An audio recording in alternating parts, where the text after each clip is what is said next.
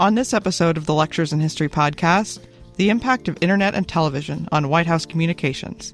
Chapman University professor Lori Cox-Hahn discusses the power of new technology on White House communication strategies. I'm Juan, and I'm part of the team that produces C-SPAN podcasts. As a listener, you can help us continue to produce our quality podcasts about history, books, and current events with a tax-deductible contribution to C-SPAN's nonprofit operations. Visit cspan.org/donate to learn more. Thanks for listening. This episode is brought to you by Shopify. Forget the frustration of picking commerce platforms when you switch your business to Shopify, the global commerce platform that supercharges your selling wherever you sell. With Shopify, you'll harness the same intuitive features, trusted apps, and powerful analytics used by the world's leading brands. Sign up today for your $1 per month trial period at shopify.com/tech, all lowercase. That's shopify.com/tech. There's a lot going on in the political world today. Speaker of the House was just voted out. On the other side of Capitol Hill, California just got a new senator. The Supreme Court term started yesterday. A former president was put under gag order by a New York judge earlier today. The current president's son went into court and pleaded not guilty to criminal charges, but we're not going to talk about any of that today. What we are going to talk about, though, is the public presidency. And all of these other things speak directly to why public leadership from the president is so important, especially when all these kinds of issues are going on all over the place. So, the public presidency is about a couple of things. It's about how do presidents communicate, to whom do they communicate, and why. So like I said, we're going to talk about the idea of public leadership and the symbolism associated with the office. And there are three main components that we're going to cover starting today, and we're going to continue into next week. So we're doing 2 weeks on this topic. That's how important this is. And those three main components are a White House communication strategy, the presidential press relationship, and the president's connection to the public. And we measure that one usually in the form of public opinion. Now, to start us off, I want to do a case study on the public presidency of Barack Obama. For a couple of reasons, I want to talk about this first. First of all, I just finished a paper and I presented it at a conference in April, the Obama Presidency Conference at Chapman University, on this very topic. And I took a macro level view of the public aspects of the Obama presidency and looking at the lessons and legacy. And there's really a lot when you look at that case study of that president that explains so much about the public presidency and all these other facets that we're going to cover this week and next. And I think the Obama presidency really highlights all of the moving parts when we're talking about this aspect of the presidency. So when you think about Obama as a public leader, he was certainly a gifted speaker. He had a strong connection to voters out on the campaign trail. But the Obama presidency is also a really good example of how there's a disconnect between the skill set we look for in candidates versus the skill set that's necessary to successfully govern. That's not to say that Obama didn't have really strong moments of public leadership. He certainly did. But his presidency also shows all of the challenges in the public arena that presidents now face. He had to adapt to new and developing media technologies. It was a time of hyperpartisanship. There was certainly fragmentation of news, which makes speaking to the American public more difficult. The national audience has been shrinking in recent years, so that makes it more difficult for a president to speak to the public. And the coverage that the Obama campaign got in 2008 and then 2012 looked a lot different than the news coverage that he received while he was president. And the frustration with that was evident from all of his White House advisors and sometimes the president himself. And that, like I said, highlights that disconnect between running for president and actually being president. So what I like to start off with when I'm talking about the public aspects of the Obama presidency are looking at the start versus the finish. And 2 weeks ago when we were talking about the primary campaign season, I mentioned the speech that Obama gave the night that he won the Iowa caucuses in January 2008. And a lot of people say that one of his best speeches ever was actually at the 2004 Democratic Convention, where John Kerry was nominated. He was the keynote speaker. He was running for the Senate. This was his introduction to a national audience. And this is that famous speech where he talked about, we're not a red America, we're not a blue America, we're the United States of America. That theme resonated with a lot of people, and it resonated for him throughout his presidency. But actually, I think that the 2008 victory address that night in Iowa is one of his best speeches ever. It maybe wasn't the most polished, it wasn't the longest, but in that 20 or so minutes when he came out and acknowledged that he had upset the political world and won the Iowa caucuses, it was a strong message to everyone listening that there's change coming. You know, we think of Obama as hope and change. Those are the words we associate with his time in office. But that really started out on the campaign trail. And the energy and the enthusiasm and the electricity you could feel by watching that speech that night really had an impact on his campaign. Now, if you fast forward and compare that to his final State of the Union address in January 2016, this is, near the end of his time in office. And if you actually watch one and then the other, which I've had students do before just to see the contrast, it's night and day. Because that speech was supposed to be talking about his legacy as president, talking about his policy accomplishments, a grand vision for where America went after his 8 years in office. And instead, it was pretty combative. Some people said it was defensive. And you could see that excitement, that energy that was there on the night in 2008 was gone 8 years later, because he had dealt with all of these challenges as president. And during his presidency, he went from winning a sizable victory on the night of election night in 2008, and his party taking control, well, they already had control of the House and the Senate from 2006, but increasing that to a pretty good-sized majority that we hadn't seen in a long time. With independents caucusing with Senate Democrats, they had a 60-vote majority in the Senate. But by the 2010 midterms, Republicans had won the House. By the 2014 midterms, Republicans had won the Senate. So he went from united government to very divided government in a very difficult political environment. And so the message from the speech was just as divided in 2016. Democrats always loved his message, and especially some actually enjoyed how he basically looked at all the Republicans in the House chamber and said, "You're the reason why I didn't get more done. You're the problem." In a way, it was the president saying to the other party during the State of the Union, "F you." And that was, you if you were watching it live, that's what you felt. And you could just feel the frustration, I think, for this president who was gifted in so many ways, but wasn't able to get as much done as a lot of people thought that he would. And that's one of the important parts of public leadership, the public expectation. If you would have told Obama supporters in January 2009 when he took office that that's how frustrated he would be at his last State of the Union, a lot of people probably wouldn't have believed you. But it is a really excellent example of the public expectation versus the reality of what presidents can do when they do get elected. So what does all this tell us then about the public presidency? We know that Obama's public strategy while he was in office reflected his skill set. In terms of being a gifted speaker, some people have said he was born to eloquence, and he could certainly do that. But it also shows us that presidents have to adapt to the reality of the media and political environment in which they are attempting to govern. And so there's been a lot of academic attention to this topic of the public presidency, dating back to the 1980s, a lot of different theories about the role of the president as a public leader and whether or not they can really shape public opinion by the actions that they take as president.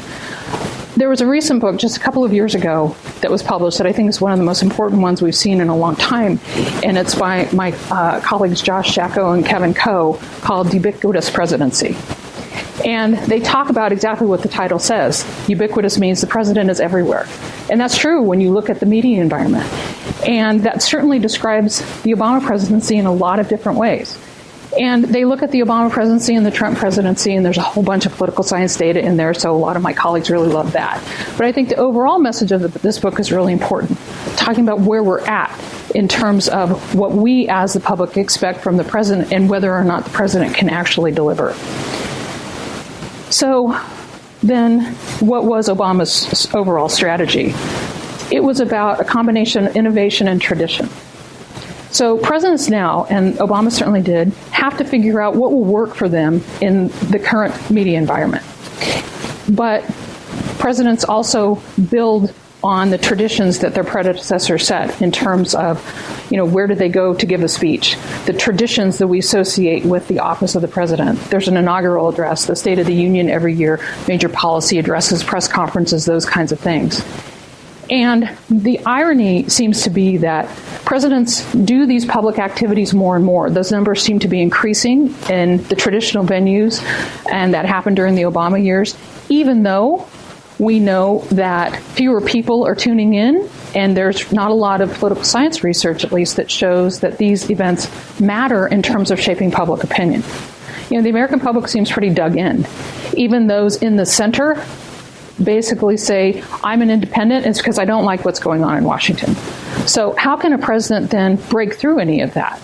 And I think a lot of people thought, well, if anybody could, it's Barack Obama. He's got all of these skills, to speak to people, to resonate with people, his historic presidency. But that really didn't happen for him either. One of the strategies they did rely on was that Obama was very good in non-traditional settings. So he could give a good big speech, that was no problem. But he could also do a lot of unique and what some people accuse him of doing for the wrong reasons, and that it made him look unpresidential. So, for example, he was the first president to go on a daytime talk show. He went on The View, 2010. He had been on The View a couple times as a candidate, but he was the first president to do a daytime talk show, and there were political pundits that lost their minds over that. How could a president do something so unpresidential?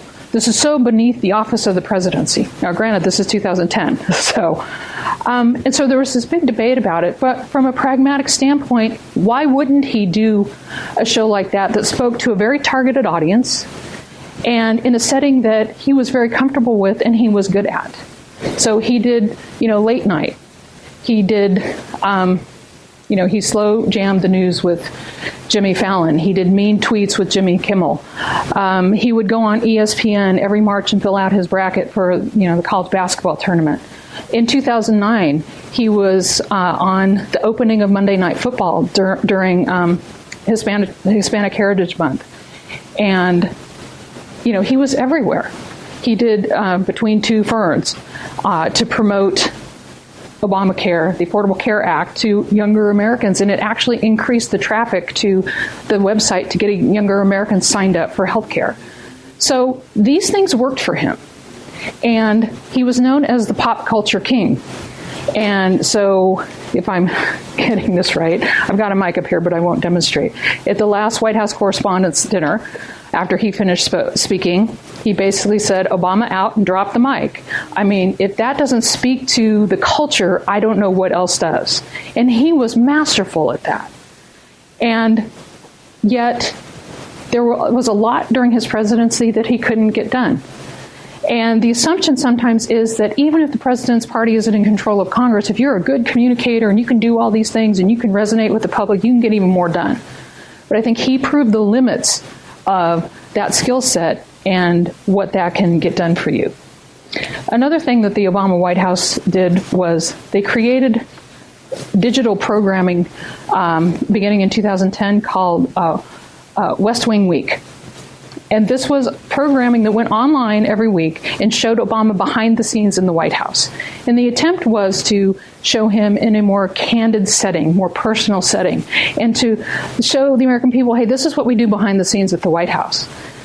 The press corps really didn't like that so much.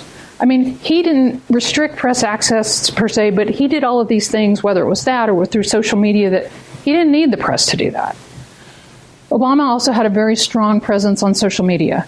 We think social media, Twitter, whatever you want to call it today, that was Trump's domain, and it was in a whole new way. But by the end of 2016, a lot of people assumed that Obama had really set a high bar for how a president would use social media.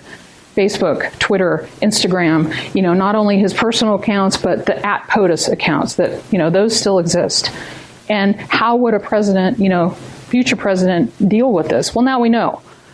Trump used Twitter in a way that nobody really saw coming until he started using it that way on the campaign trail, and continued doing it into and all through his White House years until he got banned from Twitter after January 6th. His account has been restated, but I think he's only used it once since to put out his mugshot. He created his own social media platform. When the White House now tweets, we can assume that's probably not Joe Biden personally tweeting. But while Trump kind of upended the use of social media, Biden, I think, I call it traditional use of it, and I know we haven't had it that long, but traditional use with just a bit of an edge. And I say that because Biden has so many surrogates now on social media to say things that the White House doesn't have to say.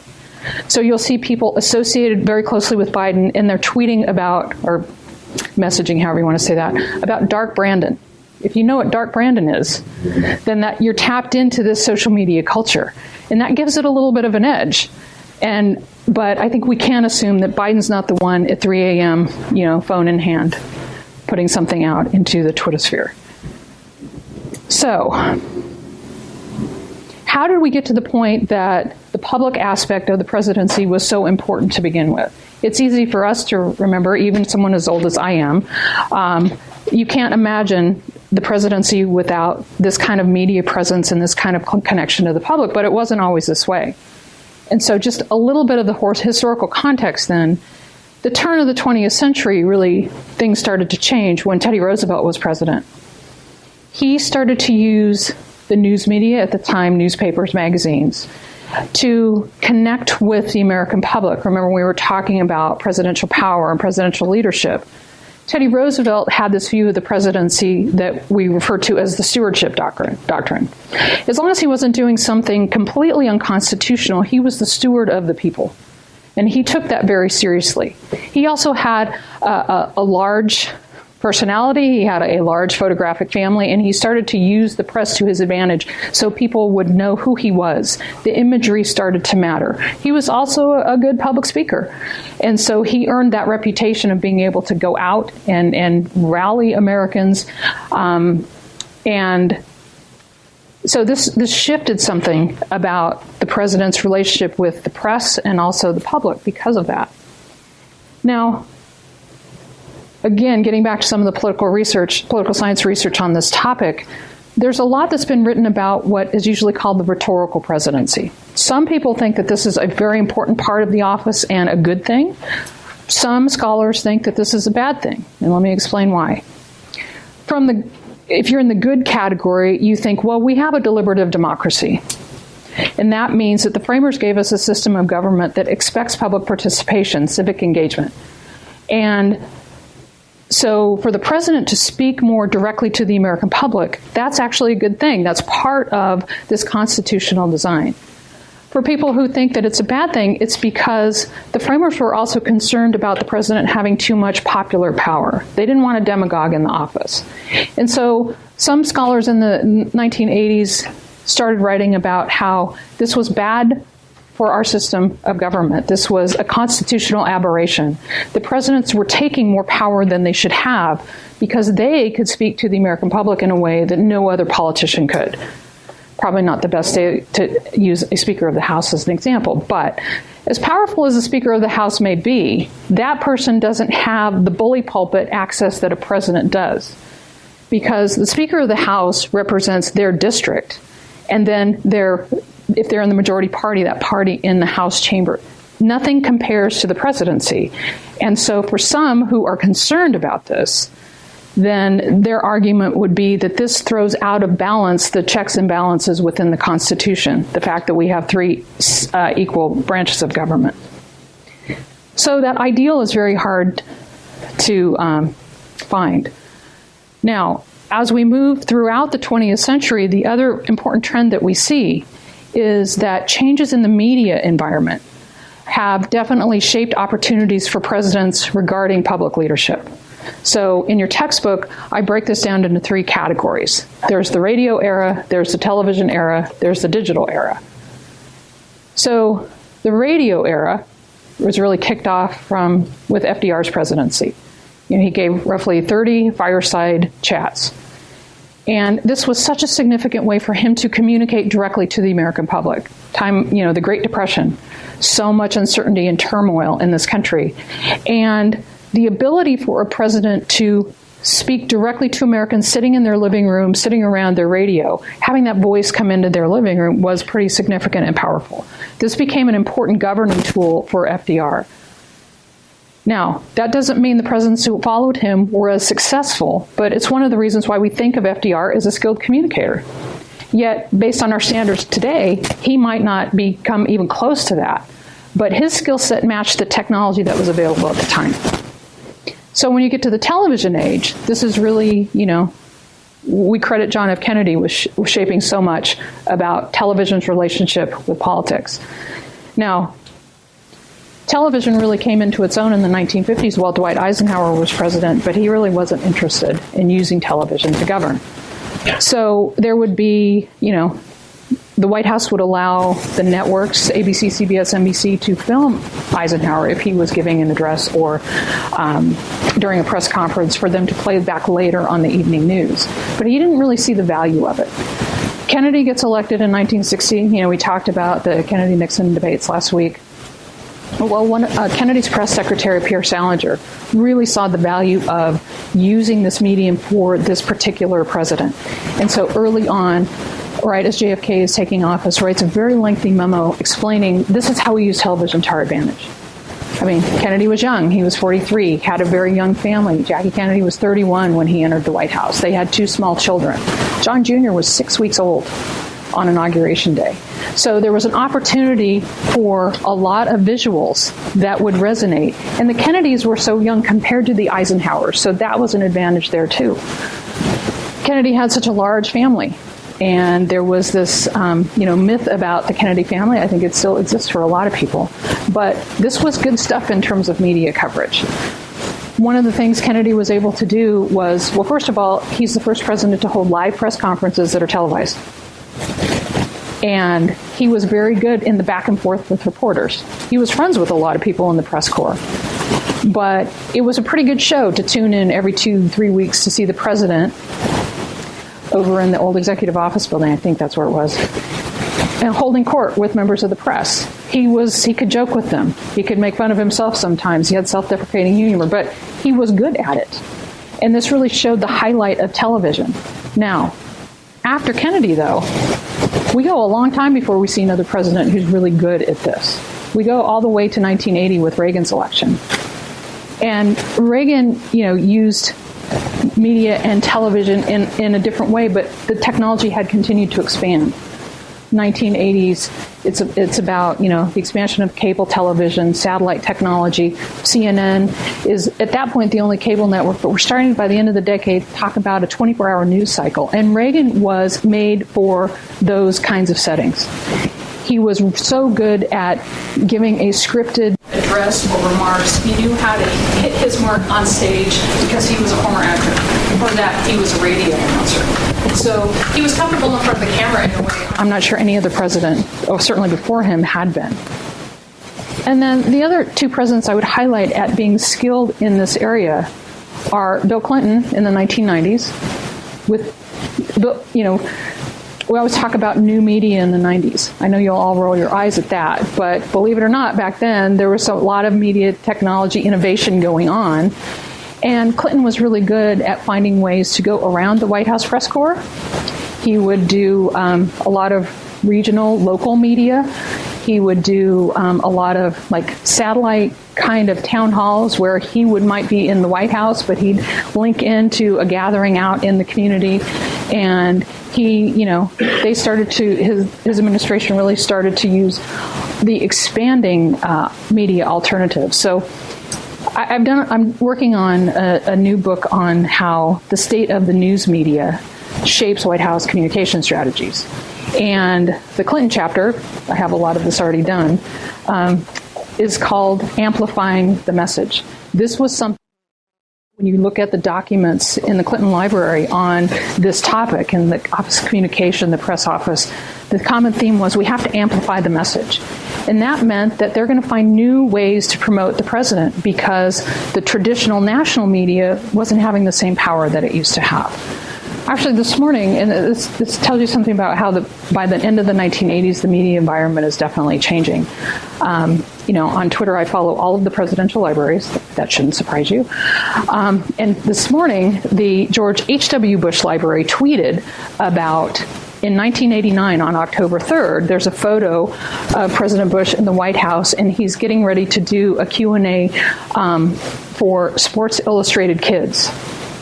Now, do you think that was the most important thing on the president's schedule that day when you think about all the other things the president has to do? Probably not. But from a PR standpoint, it seemed pretty important for the White House communications team to get him into that small venue. And that's just an example of how the strategies have shifted so much, and it has to match the medium. So by the time we get into the digital age, Barack Obama, certainly set the standard for a lot of this. I'm not sure we'll ever see a president who resonates with the American public in terms of pop culture the way Obama did. I could be wrong, but he set a high bar. Reagan set a high bar. Clinton set a high bar. Kennedy, FDR, they all set a high bar. So then what happens to all the presidents who really aren't good at this stuff? And, you can look at George W. Bush as an example.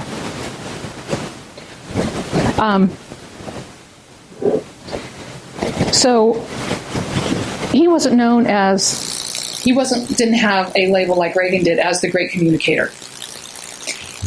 But he did have a skill set. It just wasn't necessarily on the national stage. But he also proved that you can maybe not be the best communicator, but for all sorts of reasons, you can still get reelected. Because when you look at some of the presidents who weren't necessarily skilled in this area, there were some one-term presidents. George H.W. Bush, for example. Before him, Jimmy Carter. So there were times when it felt like the news media was using presidents, but they couldn't use it as effectively themselves to win re-election or to govern. But George W. Bush won re-election in 2004. And he had a couple of seminal moments in terms of public leadership right after 9/11. And I would say that his best speech ever was probably his address to the nation right after 9/11 while he was in the National Cathedral in Washington. That's a very traditional, unfortunately non-traditional because of 9/11, but that was considered more of a traditional venue for a president to speak out, especially in a time of tragedy.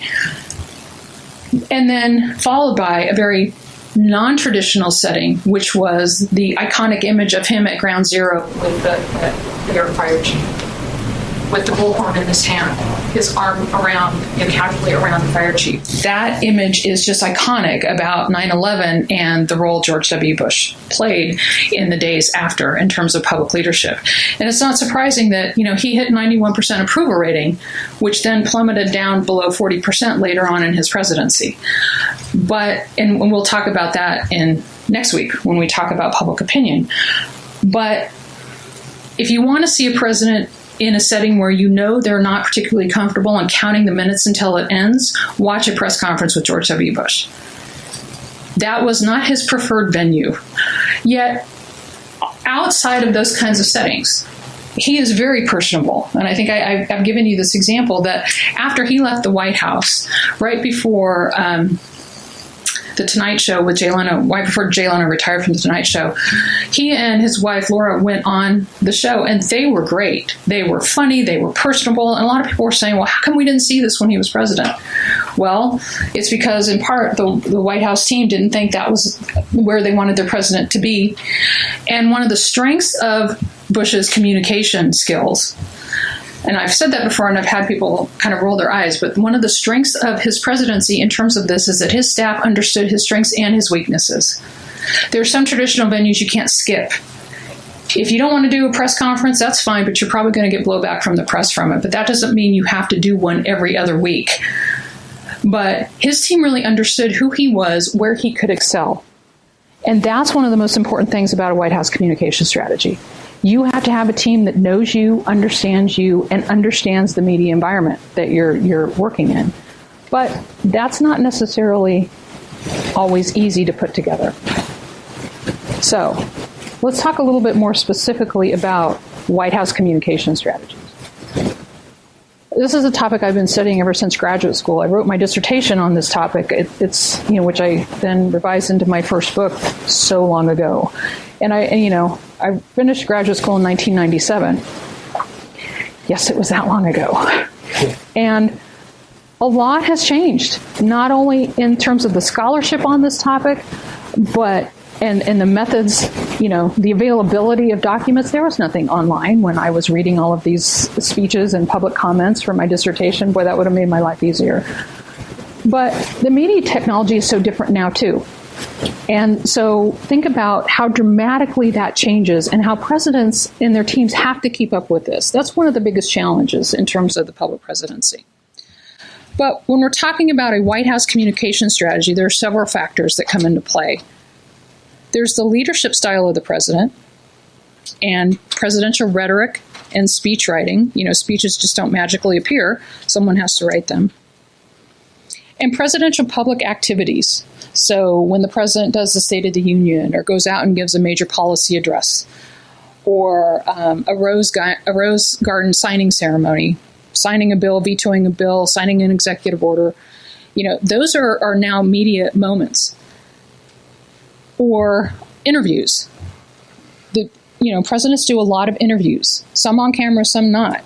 Sometimes they'll bring in, a team from a particular news organization. Some of the editors from the Wall Street Journal will get, half an hour with the president, or, a couple of top media sources like New York Times, LA Times, legacy media, and social media, new media. So there's a lot of interaction working with the press. And from the standpoint of a White House communication strategy, think output. This is the message that the White House puts out there. The feedback comes from press coverage and also public opinion. So those three components of the public presidency, communication strategy, presidential press relationship, and public opinion. The first one is about output. What is the White House saying? What is the president saying? And believe it or not, it matters where presidents say things, the setting that they are in. Think of the complete package. Like I said about Obama, it's, looking at how all the moving parts work together. And there's a lot that goes into creating a presidential or White House communication strategy. And what's the president trying to sell through this? If you think of it from the standpoint of there's a message that's being put out there. Is this about a policy agenda? Yes, that should be the ultimate goal. But it's also about advisors promoting and selling the president as an individual. So when we're talking about, what's going on if President Biden does a speech, think about all that went into that, and then I want you to think about all the reaction after it. And what is the goal for the White House? If President Biden, and he's given a couple recently, if he goes out and gives a speech, or he goes to Michigan and goes out on the picket line with auto workers who are out on strike, what is the goal there? Who's the audience? And that's where the strategy comes in. So, if President Biden's giving a speech today, who do you think is the audience? Here, I'll kick it to you for a minute. So, who is the president speaking to? Annalise. We're definitely well within the presidential election cycle, so we can assume that the president is speaking to voters or maybe partisans. He's speaking to Democrats, saying, hey, I'm going to be, I want to be your nominee again. And come November 2024, I want you to vote for me and everybody who has a D behind their name. Yeah. Who else? Yeah. Swing voters. As we talked about, there are more independent voters, or the plurality. There are people who might lean Democratic but are not registered Democrats, are not automatic. So, yeah, that message needs to be crafted to them as well. Like last week when we talked about the general election, it's not always easy to focus on the base of your party in the primaries and then shift to a more centrist message when you're the nominee. And so it's even tougher when you're the incumbent president, because he's got a dual audience there. You can assume that, he wants all Americans to listen to what he has to say, but we know that's not what actually happens? How many people do you think actually watch it live? Or if you want to watch the president give a speech live, where do you even go to see that? And that might differ based on generation. I mean, how many of you would flip on your TV and scroll through the cable channels and go to ABC News? You're all looking at me like I've lost my mind, because your generation doesn't do that. Or maybe you go to cable news. And there are all sorts of ways you can get cable news. You can just get it on your phone now. You don't even have to be in front of a TV. There are all sorts of different screens where we can access this. You can get it on social media. There's so many ways to get it. But how do we know that when, if you're on the communication team for President Biden, how do you know anybody's even paying attention? And who's your target audience? You should probably assume that it's not going to have a huge audience. The State of the Union doesn't even have a huge audience compared to what it used to have. But you take those moments and you try to shape the news, the news of the day. And you hope that it's more positive than negative. But then again, is there a clear connection to what we watch on the news versus how we vote? We can make the assumption that that's the case. We can make the assumption that news media coverage of the president shapes public opinion. But nobody in my field has been able to prove it with beyond a shadow of a doubt. So some of these things we know that presidents are just expected to do. I mean, what are some of the things that you expect a president to do on the public stage? My first book was called Governing from Center Stage. And that's really what presidents do. But how they do it now versus, all those years ago when I wrote that is very different. Yet there's some traditional things that remain. So what's the public expectation for presidential performance in terms of public activities?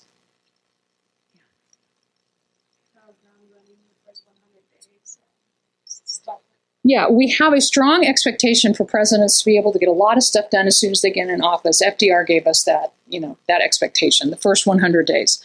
And, I think we talked about how the media still likes that framing of the first 100 days, but it's not realistic for presidents anymore. Completely different, to say it's completely different political and media environment for FDR compared to presidents now is an understatement. But there is an expectation that presidents will get things done. So where do we expect to see presidents? What are traditional venues then? I mean, what if a president decided not to give a State of the Union address? Good idea, bad idea? Probably from a strategic standpoint, bad idea, even if you are a president who doesn't particularly perform well in this setting, because the public expectation is so high. Imagine the news media coverage. If next January Biden said, I don't want to do a State of the Union. Of course, he's presumably going to be the presumptive nominee of the Democratic Party, so that would be crazy not to take that setting. But that audience is a lot smaller. And what comes out of the State of the Union tends to be just kind of filtered through the hyper-partisan media environment that we're in. Have you ever listened to a State of the Union and came away a more informed voter? I'm not saying it's impossible, but why do people watch the State of the Union? Yeah, the drama. Political theater. That's an important term I want you to understand for this week and next while we're talking about these events. Well, we talked a little bit about it last week with presidential debates. It's political theater. And how does the news media cover the State of the Union? Yeah, Ron.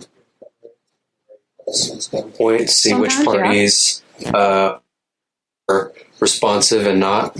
I would like to note the one in 2008 when you had that one representative from South Carolina stand up and say to Obama, "You lie." Yeah. The news media went crazy about it. He was a congressman from South Carolina. Yeah. And Joe Wilson, that was his name. It's actually 2009. So Obama, and it was he was addressing a joint session of Congress.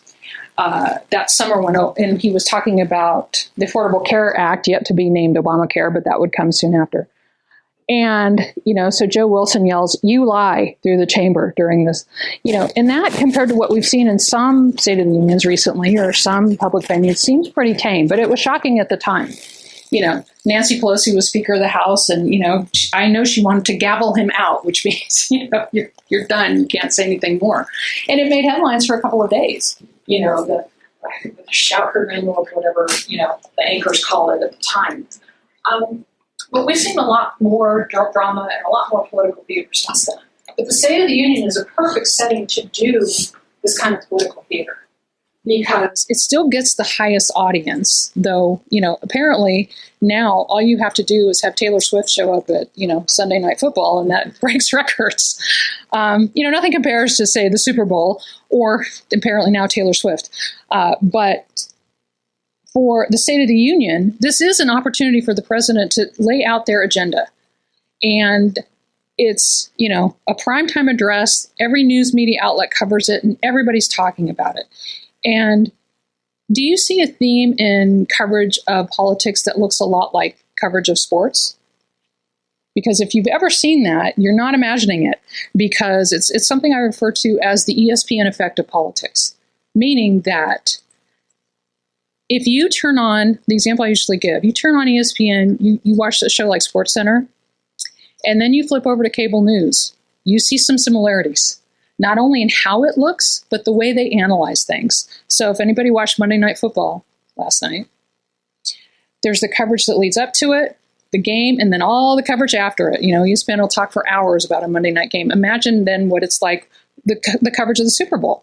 When does coverage of the Super Bowl start? Well, there's 2 weeks between the national championships and the Super Bowl. So that's a whole big time period for every sports reporter, every media outlet to hype this game and analyze every single aspect of it until you're to the point that even if your team is in the Super Bowl, you're just like, just kick the ball already. Just kick it off. Let's get this started.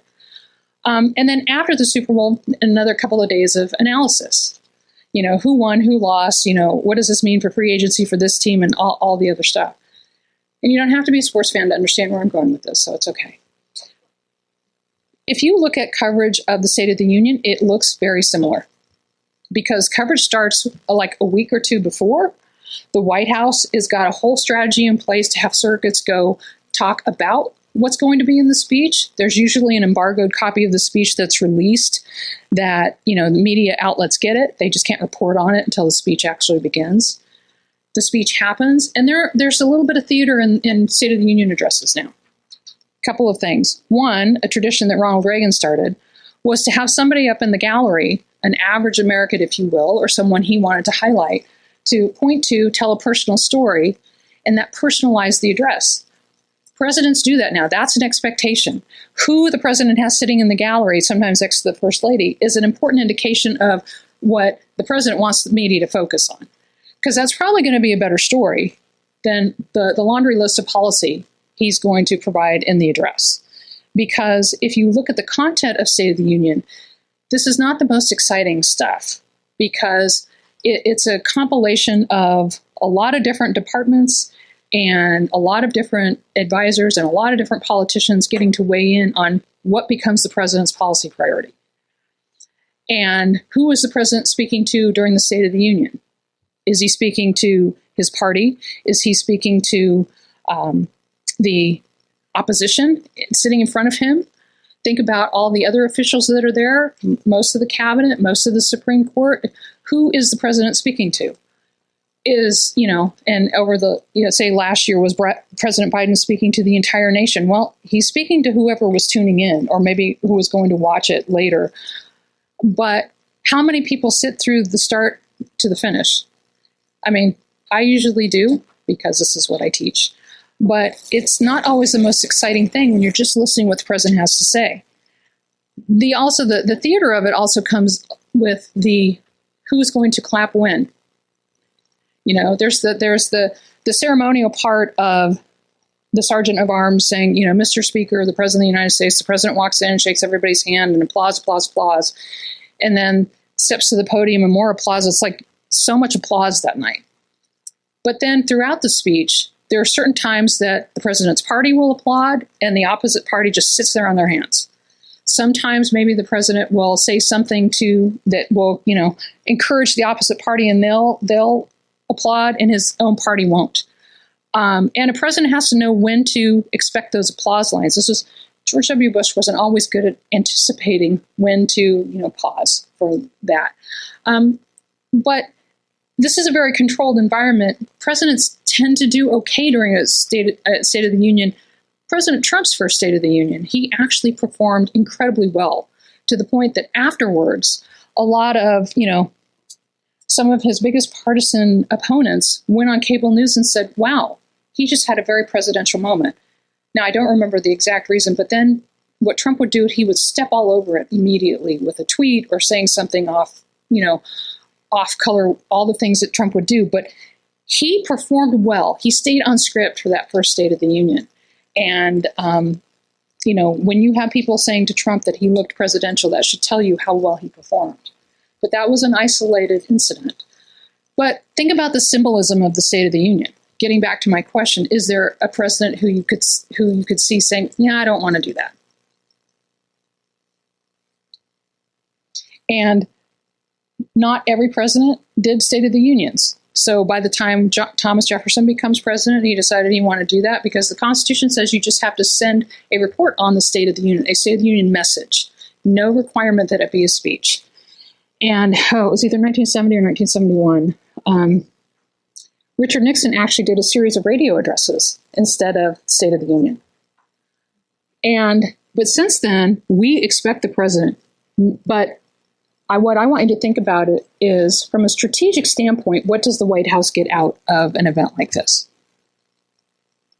Yeah. It's like the ultimate bully pulpit. Of course. He gets to lay out his entire vision with no one. It's just him for an hour and a half. Yeah. And the ideal scenario there is the president outlines the policy agenda, tries to get everybody on board with it, and tries to move the country forward on all these important issues. But what tends to happen instead is that there's a lot of theater that's part of it, and then the media coverage afterwards. Do you think they're focusing on the substance of the speech? Do you think they're really analyzing some of the policy proposals? What does the media pay attention to then after that? What are some of the storylines that tend to come? Yeah. It's like fighting Joe Biden, saying that he's also like making accusations of not fulfilling his duties. Yeah. Yeah. I mean, think to the last State of the Union address. Was there a bit of a lack of decorum in the House chamber for that? I mean, if you're disruptive during the State of the Union address, that means you have a strategy too, and you're trying to appeal to your base. I mean, the president can try, and here's the point, the president can try to speak to the nation, but it's in a media environment that does not support that strategy anymore. But if you are a, member of the House who wants to get a lot of attention on social media or wants to be invited, in this case, to go talk on Fox News or Newsmax, or, if you're one of the people who voted to oust Kevin McCarthy today and you want media attention, actually those who didn't, but, there's a way to do it because our fragmented media system will allow you to have your niche audience out there and speak directly to your supporters. But have we lost the ability for the president to speak in a substantive way to the American public and have us all appreciate it for having substance?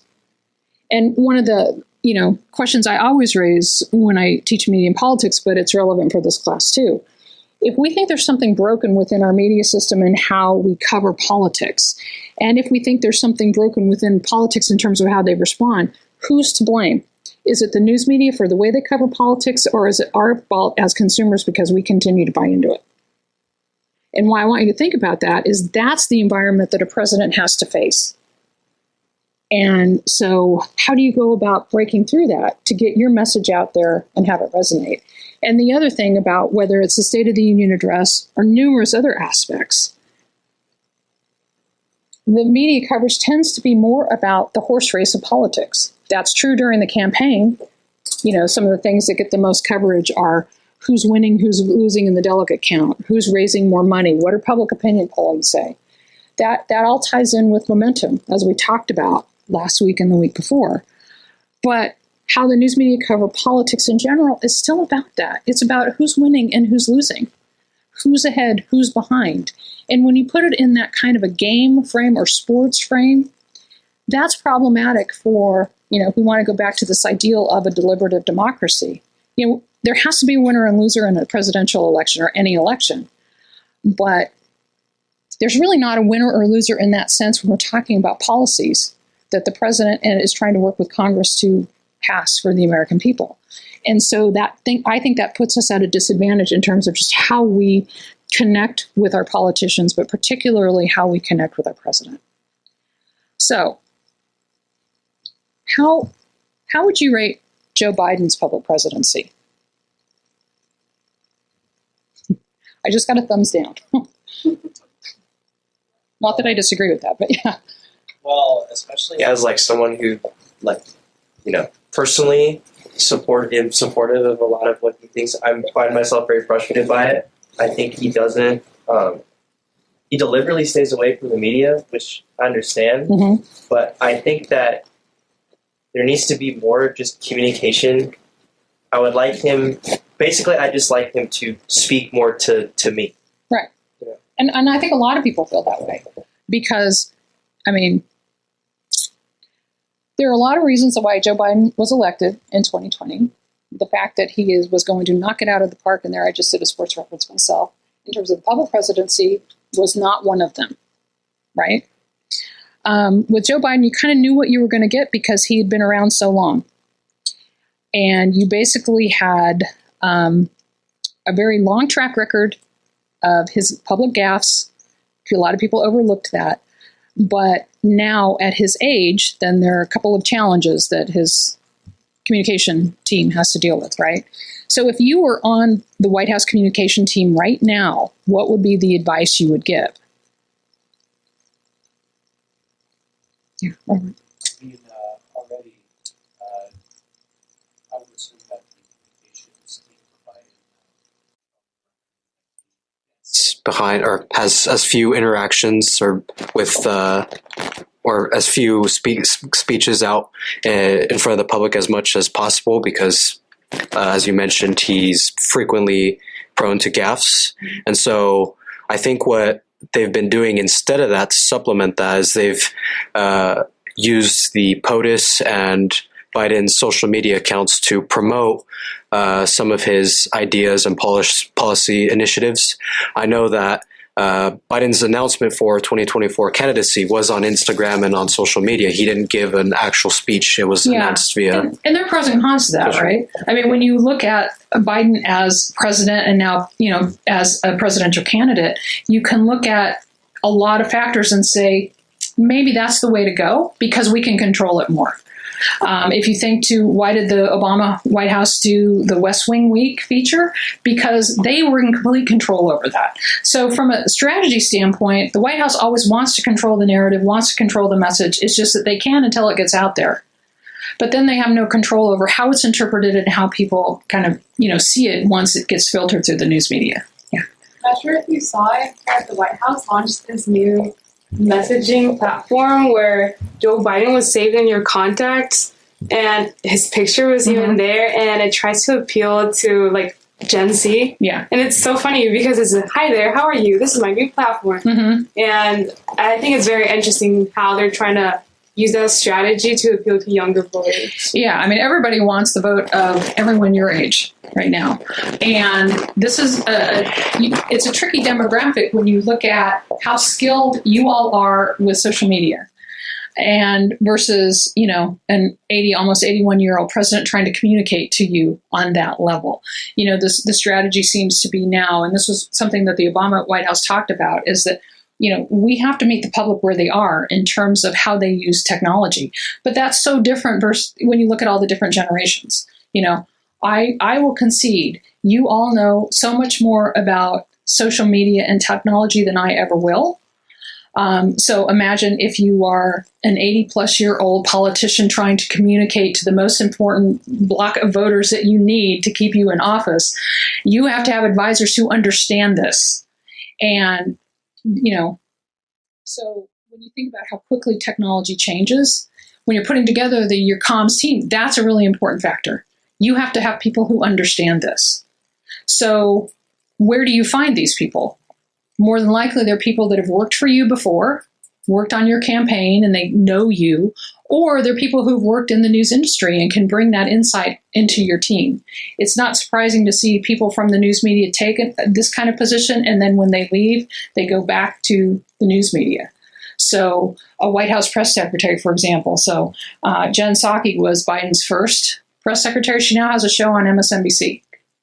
So, there's kind of a revolving door there for a lot of some of these communication team, both the press office and the communication office advisors. But are there venues, if you were advising Joe Biden right now, are there venues you wouldn't want him to be in? And yeah, so Robert, when you were talking about how he launched his campaign, that might make sense. Annalise.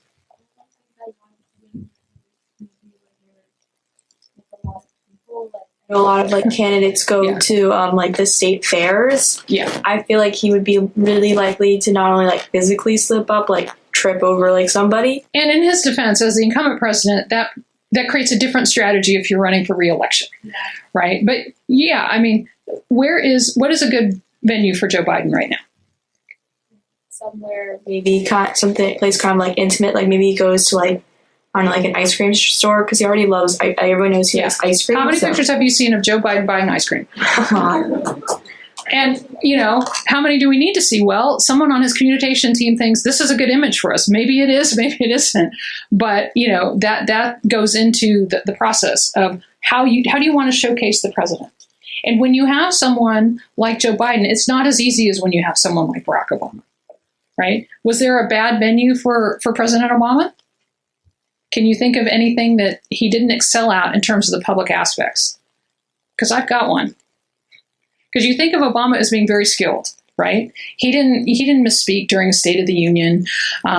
Despite what people thought about whether or not it was unpresidential for him to go on The View, I think that has shifted. Our perception of that has shifted a bit because a lot of people recognize that he was a smart politician in doing that.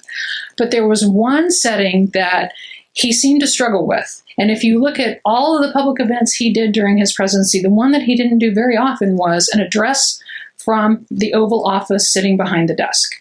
So can you picture presidents, over the years, even if it was before you were born, a president sitting behind the desk in the Oval Office, all the photos of their family, the first lady behind them, addressing the nation?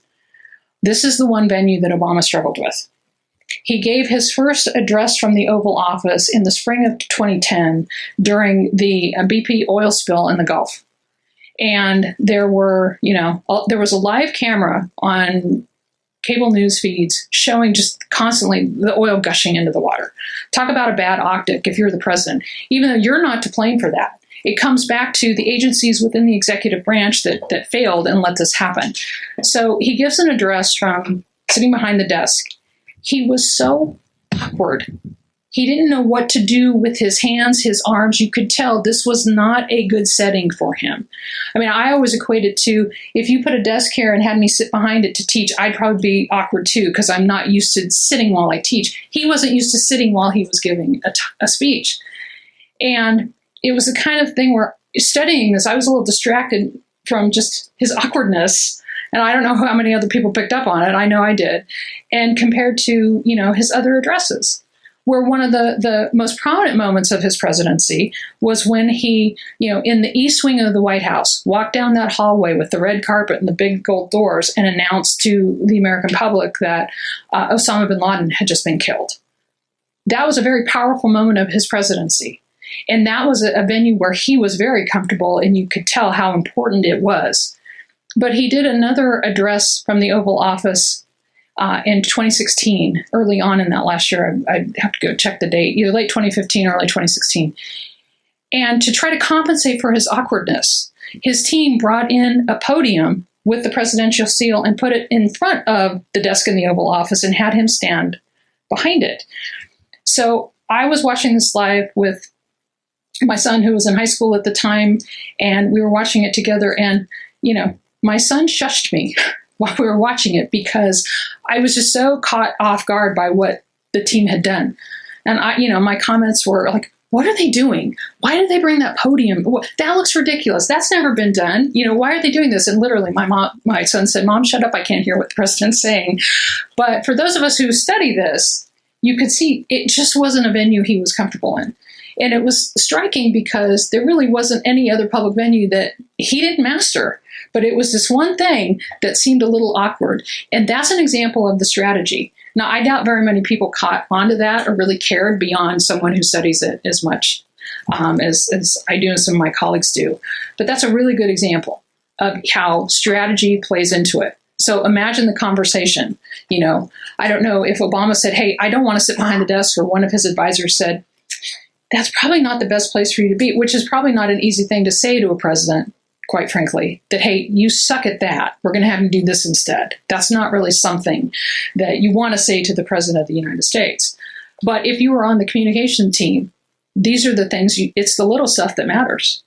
So you have to think of, what the stage is going to look like, what the microphone is going to be like, what the camera angle is, what the lighting is going to be, how's this going to look on cable news, are we getting enough coverage on social media, can we get something the president says to go viral for all the right reasons? These are all of the strategic things that go into this. So how important then is this to circle back to the overall topic of the public presidency and public leadership? I mean, can you think of some moments that I haven't already mentioned that stand out to you as important public moments for a president? And what comes to mind? Yeah, Annalise. When I guess like the when Bill Clinton did his speech about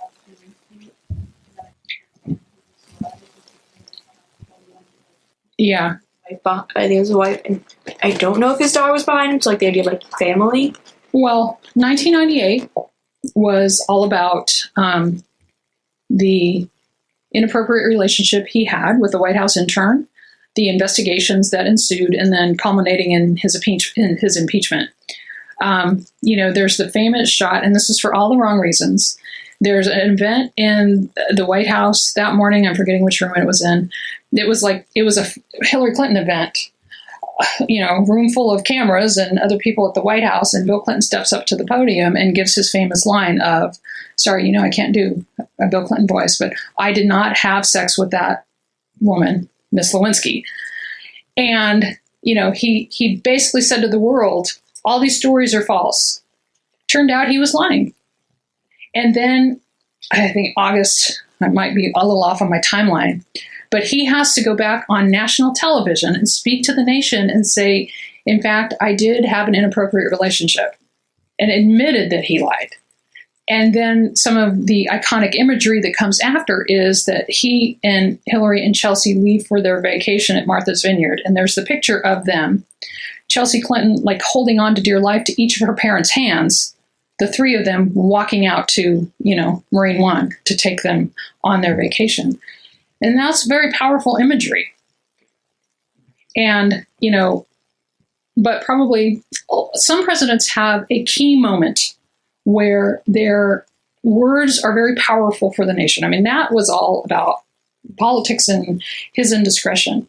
But from a more positive standpoint, a president can be, some people refer to it as the healer in chief.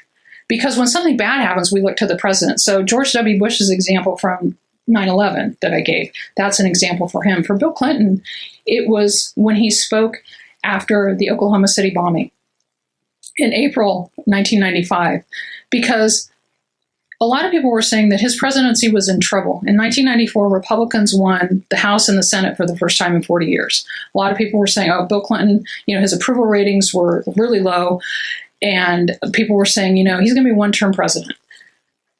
In the wake of that tragedy, he had a very important rhetorical moment that helped to turn things around, because he was very good in that setting. We've talked about how empathetic he is as a politician. And the remarks he gave at that memorial service in 1995, where the nation was just in shock over what had happened with the bombing, and especially the number of people who had been killed, the number of small children who were killed in that bombing. And he spoke in a way that, elevated him as the president, as the only one who could speak to the nation and use the bully pulpit in a very, very powerful way. So those are moments that we think of, or a similar moment for Ronald Reagan. I think two of his, if you think of great moments of Ronald Reagan, which I know none of you were alive then, but if you could remember some of the, you've probably seen clips of Ronald Reagan. What comes to mind? tear down this wall. Right. So in 1987, and if you've read that chapter in your book, you know that not all of his advisors wanted him to say that. And Colin Powell was one of the ones kind of arguing against it. Maybe you don't want to say that, Mr. President, but that was like a Reagan-esque moment, right? And that's one of the things he's known for that kind of powerful rhetoric during the Cold War. Two other really important moments he had. In 1984 at the D-Day Memorial, he gave a very powerful address that brought a lot of people to tears. And also when the Challenger exploded in 1986, and the astronauts died. We watched it live on television. He gave very powerful remarks after that. And Reagan didn't write his own speeches. Some presidents are very active in writing their own speeches, Kennedy, Clinton, Obama. But Reagan had a very skilled team of speechwriters who knew him and understood his voice, his language, and the things that he wanted to say. And when you look at a couple of Reagan's best speeches, that really comes out. One of his best speechwriters is Peggy Noonan, and she's written about this. But, to be the kind of wordsmith she was came from her ability to understand the president for whom she was writing.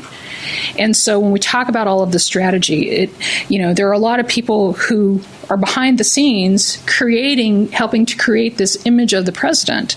And speechwriters are a very important part of that. And so there are those iconic moments that we think of when a president speaks to the nation. But I want you to think from a strategic standpoint that that's the end result. There's a whole bunch of other stuff that went into getting to that moment. And I think every presidential team would like to have those kind of iconic moments. But notice I'm not talking about every single president since FDR, because some of them never really had those kind of positive iconic moments.